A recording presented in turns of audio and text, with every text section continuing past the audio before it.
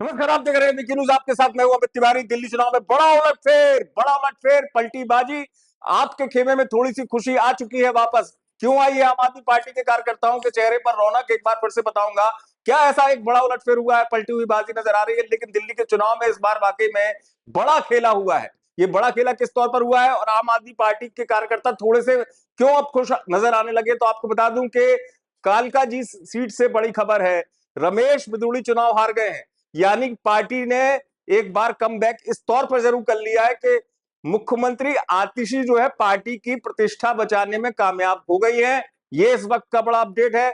और कैसे बड़ा बदलाव हुआ है ये भी हम जानने की कोशिश करेंगे, समझने की कोशिश करेंगे, क्योंकि ये अपने आप में इस वक्त जो रुझान निकल कर आ रहा है वो बता रहा है कि अभी भी कुछ खेला हो सकता है दिल्ली में।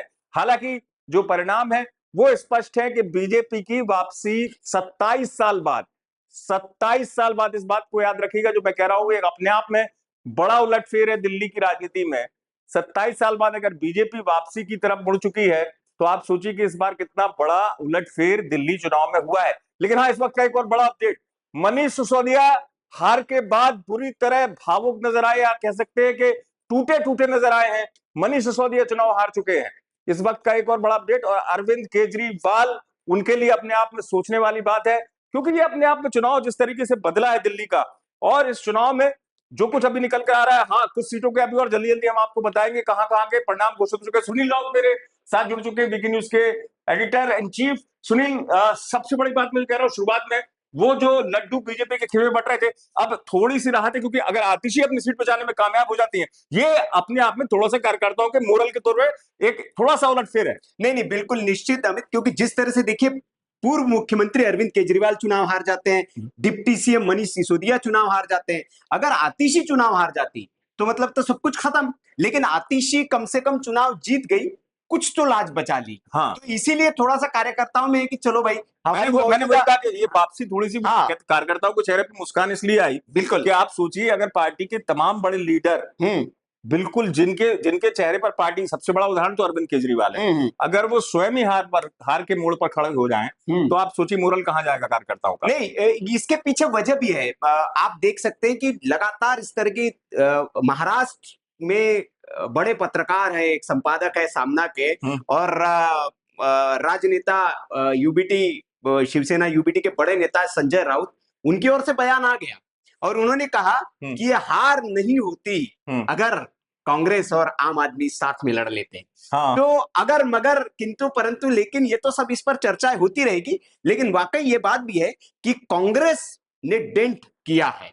हाँ। अगर कांग्रेस इस चुनाव में, जो इंडिया गठबंधन जो संसद में एकजुट होता है, वो अगर यहाँ एकजुट होता है चुनाव में, तो बीजेपी के लिए थोड़ी मुश्किल तो हो सकती थी। क्योंकि जो अरविंद केजरीवाल की जो हार हुई है, उसके वोट और संदीप दीक्षित को जो मिले, जल्दी से मैं अपडेट भी दे दूं, जो अपडेट हमारे पास भी, आपके पास भी आएगा, बिल्कुल तो आप तुरंत बताते जाइए कोई अगर बड़ा अपडेट है। नहीं, बड़ा अपडेट तो यही है कि अभी 47 सीटों पर भारतीय जनता पार्टी लीड कर रही है। अरविंद नहीं, लेकिन उनमें से अभी आम आदमी पार्टी के कुछ नेताओं से मेरी बात हुई, जो व्यक्तिगत जिनको मैं जानता हूं, उनका ये कहना था हम कम बैक कर सकते। क्या इस मोड़ पे, सवाल दर्शक भी जानना चाहेंगे, इस मोड़ पे जब आप सोचिए कि 12 बजे के बाद या तो लड्डू बढ़ जाते हैं या वापस हो जाते हैं, हरियाणा में आपने देखा होगा 12 बजे के बाद जलेबी लड्डू सब वापस चला गया, सब वापस चला गया। अब चूंकि छानी इन्होंने थी पेमेंट बीजेपी वालों ने।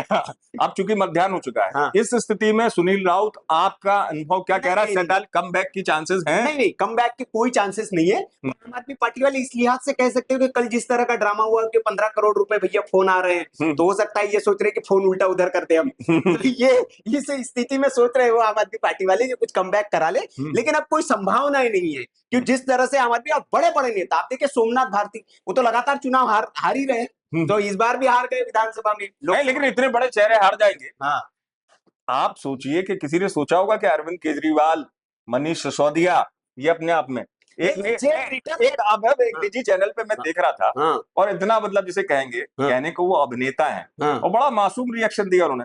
आप दर्शक भी आश्चर्य पड़ जाएंगे। रवि किशन से पूछा गया, सुनील, वो लाइव जुड़े थे चैनल, उनसे पूछा गया, इस वक्त की बड़ी खबर आपको बता दे रवि जी, कि अरविंद केजरीवाल हार की कगार पे हैं, मनीष सिसोदिया हार गए। उन्होंने 1 मिनट का पॉज लिया बड़ी मासूमियत से और बोले, अच्छा सही में? अच्छा, हार ही गए ना।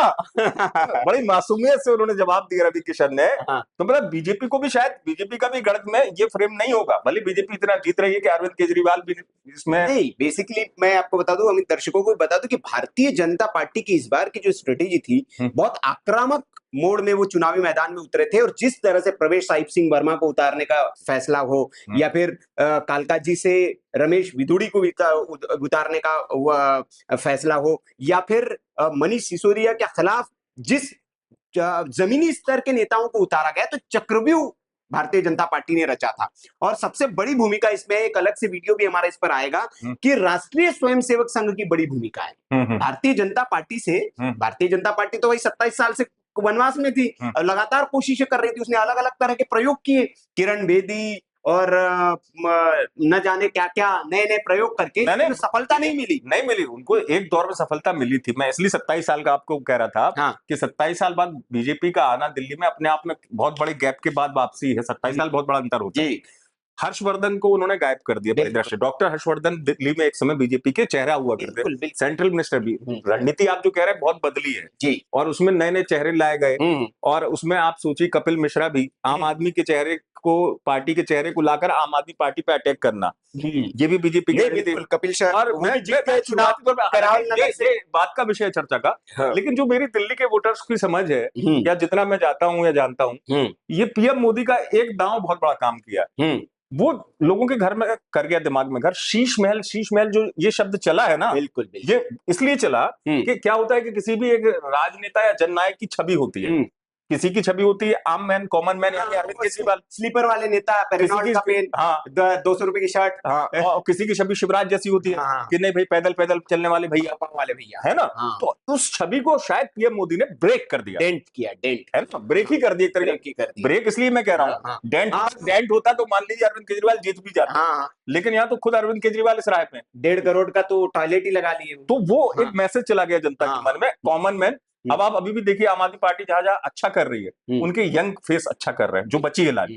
बड़े चेहरे तो नहीं कर पाए। नहीं, बड़े चेहरे, जो पुराने चेहरे से। और दूसरी एक बात जो आपने कही कि जो एक शीश महल और घोटाला, शराब घोटाला, जेल रिटर्न होना, ये तो फैक्टर थी। लेकिन जो एट द मोमेंट एंड, मतलब जो चुनाव की तारीखों के चुनाव से पहले जो एक बजट आया, और बजट में जो एक बहुत बड़ा ऐलान हुआ, किसी को उम्मीद नहीं थी। लोग तो 10 लाख रुपए का सोच के बैठे थे। इन्होंने जो 12,75,000 रुपए की जो कॉमन मैन, जो मतलब मिडिल क्लास जिसको कहते हो, राहत दी, वो बड़ा फैक्टर। ये आपने अच्छी बात कही, क्योंकि मेरे पास एक अपडेट है, दर्शकों को बता दूं, और उस पर आपसे भी समझूंगा मैं। आपको बता दूं, इस बीच, बड़ी हार के बीच, केजरीवाल के गुरु कह लीजिए, पथ प्रदर्शक कह लीजिए, अन्ना हजारे का बड़ा बयान सामने आया। अन्ना हजारे कह रहे हैं, सुनील, इस बयान के मुताबिक, बिल्कुल केजरीवाल ने मेरी नहीं सुनी, नंबर 1। दूसरे, अन्ना हजारे कह रहे हैं शराब और ये सब चीजें, दुकानें जो ये सब है, ये गलत चीज थी। ये अन्ना हजारे का बयान नहीं, बिल्कुल नहीं। और इसमें सबसे बड़ा बयान, इसके मायने आप बताइए, केजरीवाल ने मेरी एक नहीं सुनी। नहीं, अन्ना हजारे अगर कह रहे हैं, वो तो पहले से कह रहे हैं कि केजरीवाल, आप अन्ना हजारे के पुराने बयान जब सुनेंगे तो उन्होंने कहा कि भैया हम राजनीति में आए थे, पहले तो हमने कहा था कि राजनीति नहीं आएंगे, लेकिन राजनीति में जब हम आए तो हमने कहा था कि जो दलदल है, इस दलदल को हम बदलेंगे। बोले दलदल में तो आप ही घुस गए जी, जो नहीं करते थे लोग वो आपने कर दिया। आपने कहा जी हम वैगनार से चलेंगे। और ये बात जो हुई, बड़ी बात जो रही, कांग्रेस पार्टी राहुल गांधी, कपिल मिश्रा को लेकर, एक मिनट आप प्रोग्राम बड़ी बार, कपिल मिश्रा बहुत तेजी से आगे, उनकी लीड बढ़ गई। मैं बीच बीच में, नहीं, बिल्कुल, वो जीत चुके हैं चुनाव लगभग करावल नगर से। और जिस करावल नगर से जिस नेता को, मोहन सिंह बिष्ट को मुस्तफाबाद भेजा गया था, जिन्होंने रोए थे वो, और वो आंसू बेकार नहीं गए, वो बम्पर वोटों से जीत रहे हैं। सबसे बड़ी लीड दिल्ली में अगर किसी की हो सकती है तो मोहन सिंह बिष्ट की हो सकती है। ये भी थोड़ा अपडेट दे दें। और तीसरा, जिसपे हम आ रहे थे, कि प्रियंका गांधी और राहुल गांधी ने भारतीय जनता पार्टी की जीत में बड़ा अहम रोल निभाया। कैसे? प्रियंका गांधी ने, मैं सहमत नहीं, मैं बता रहा हूं आपको, ये एक तरह से कह सकते हैं कि ये चुनाव जो है, प्रियंका गांधी ने और राहुल गांधी ने बीजेपी को जितवाया है। कैसे? अब देखिए, प्रियंका गांधी और राहुल गांधी ने जिस तरह से मोर्चा संभाला अंतिम दिनों में, और जो एक फ्रेंडली मैच था आम आदमी पार्टी और कांग्रेस के बीच लोकसभा चुनाव में, आप देखिए कि फ्रेंडली मैच खेले वो। आप हरियाणा में भी अलग अलग चुनाव अगर लड़े तो भी फ्रेंडली मैच रहा, पंजाब में भी आप अलग अलग चुनाव लड़े, फ्रेंडली मैच। लेकिन यहां जिस तरह से राहुल गांधी ने आक्रामक होकर बोला कि, बोले कि जो कैसे वो वैगनार से आए थे, और बोले वैगनार कहां पार्क हुई थी, शीश महल में पार्क हो गई। प्रियंका गांधी ने जिस तरह से हमला बोला कि शराब घोटाला करने वाला आदमी है ये, और फिर अरविंद केजरीवाल ने उसके ये बात आप सही कह रहे हैं, क्योंकि हाँ, उससे हुआ ये आप हाँ, सही कहा, क्योंकि अभी जो मैंने शुरुआती अध्ययन किया हाँ, उसके मुताबिक कांग्रेस का जो वोट है हाँ, वो परसेंटेज इस चुनाव में बढ़ा हुआ नजर आ रहा बिल्कुल बढ़ गया, और वोट पर बढ़ गया। और आप उससे क्या होगा कि आप कांग्रेस, आप अरविंद केजरीवाल, अपने को आपको थोड़ा सा इतिहास में जाना पड़ेगा। अरविंद केजरीवाल किस जमीन पर खड़े हैं? अरविंद केजरीवाल कांग्रेस की जमीन पर खड़े हैं। कांग्रेस का सारा, बीजेपी का वोट बैंक तो है ही जो है उसका, लेकिन कांग्रेस का सारा वोट बैंक छिटक कर आम आदमी पार्टी ने अपने पाले में कर लिया था। अगर कांग्रेस अपनी जमीन दोबारा स्थापित करती, भले ही उसको सीट नहीं मिली, लेकिन कुछ वोट शेयर उसका अगर बढ़ा है और वोट अगर उसने काटे हैं, प्रियंका गांधी तो कहती है कि हम इस स्थिति में तो है ही भाई कि हम वोट काट सकते हैं, वोट काटने की भूमिका में तो है। नहीं है वो उसका, सर आप सही कह रहे हैं, इसलिए क्योंकि देखिए सुनील, जब आगे जाके विश्लेषण करने वाले विश्लेषण करेंगे या हम और आप अध्ययन करेंगे, तो आप देखिएगा आम आदमी पार्टी का जो फासला है, जितनी सीटों पे वो हारी है, वो कम होगा और कांग्रेस के वोटों का उसको हराने में योगदान होगा। आप केजरीवाल वाली सीट देख लीजिए, संदीप दीक्षित को जितने वोट मिले वो प्लस कर दीजिए तो अरविंद केजरीवाल जीत जाएंगे। ऐसी बहुत सारी सीटें हैं, क्योंकि अभी भी आपको बता दूं, पिछले चुनाव में 54% था वोट परसेंट आम आदमी पार्टी का, अभी भी एकदम नहीं गिरा है। 47% पे आम आदमी का वोट परसेंटेज, क्योंकि वोट परसेंट हमेशा सीट में तब्दील नहीं होता। ये हमारे लोकतंत्र की खूबसूरती है कि वोट परसेंट ज्यादा भी हो कई बार तो पार्टी जरूरी नहीं कि वो सत्ता में। दर्शकों को थोड़ा हम समझा दे कि आप ये सोचेंगे कि जैसे महाराष्ट्र में भी ये सवाल उठाया था राहुल गांधी ने 2-3 दिन पहले प्रेस कॉन्फ्रेंस की कि वोट शेयर हमारा लगभग बराबर रहता है, हरियाणा में भी हमारा वोट शेयर तो सीटों में, और बोले कि सीट कैसी उनकी बहुत ज्यादा आती है। तो आप उसको ऐसे समझ सकते हैं कि जो चुनाव में आप दो उम्मीदवारों के बीच के जीत का फासला देखेंगे तो कई बार 200, 500, 1000, 600, 700, 2000, 2500, 3000 ये फासला होता है। तो जीत का अंतर आपका कम है, लेकिन जो तीसरा उम्मीदवार आपके सामने खड़ा है वो जो वोट काट रहा है वो आपकी हार में भूमिका निभा रहा है। तो दिल्ली में वही हो रहा है। दिल्ली में आप देखिए कि कई जगह पर कांग्रेस ने जो अपने उम्मीदवार उतारे और इस वजह से, और राहुल गांधी ने खासतौर पर जितना आक्रामक प्रचार किया, प्रियंका ने जितना आक्रामक प्रचार किया, तो इसीलिए मैं कह रहा हूं। आपने संजय राउत को कहा, तो उमर अब्दुल्ला जो अपने सोशल मीडिया पे लिखते हैं, तो उन्होंने एक ही लाइन में कह दिया पूरे चुनाव का लब्बो-लबाब कि सब एक दूसरे को समाप्ति कर दो। मतलब एक दूसरे को, मतलब जो आप जिसके खिलाफ लड़ने के लिए खड़े थे, तो आप एक ही दूसरे को आप ही समाप्त कर लो। एकदम क्लियर बात है।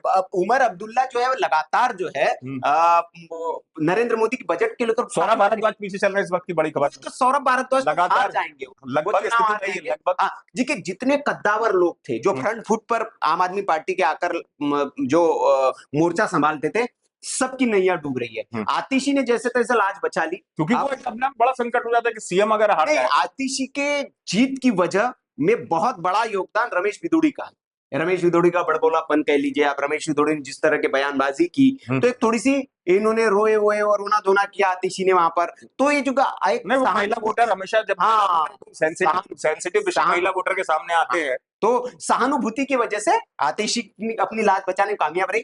अगर रमेश बिदुड़ी वो बयान नहीं देते पिता वाला और वो उस तरह की बातें नहीं करते, तो हो सकता था कि मतलब आतिशी भी अपनी सीट नहीं। बहुत संक्षेप में, क्योंकि बाद में भी अपडेट देंगे, क्योंकि अपडेट जाएगा जी। बहुत संक्षेप में, उलटफेर की गुंजाइश नहीं, अभी उलटफेर की कोई गुंजाइश नहीं है। नहीं, उलटफेर की कोई गुंजाइश नहीं। अभी तो बड़ा प्रश्न यह है कि भारतीय जनता पार्टी में मुख्यमंत्री कौन बनेगा। ये तो आगे भी चर्चा का विषय रहेगा, क्योंकि अभी से बहुत सारे नाम तैरने लगे। बिल्कुल, वो तैर रहे हैं। रमेश सिंह वर्मा तुरंत पहुंच गए शाह साहब के बाद चरण स्पर्श करने के लिए। तो आप सोचिए कि अगर वो शुरू हो गया है मामला। और सबसे ज्यादा दिलचस्प होगा डिप्टी सीएम भी, क्योंकि डिप्टी सीएम मनीष सिसोदिया थे, तो मनीष सिसोदिया के चेहरे की काट पार्टी के मन में कौन है?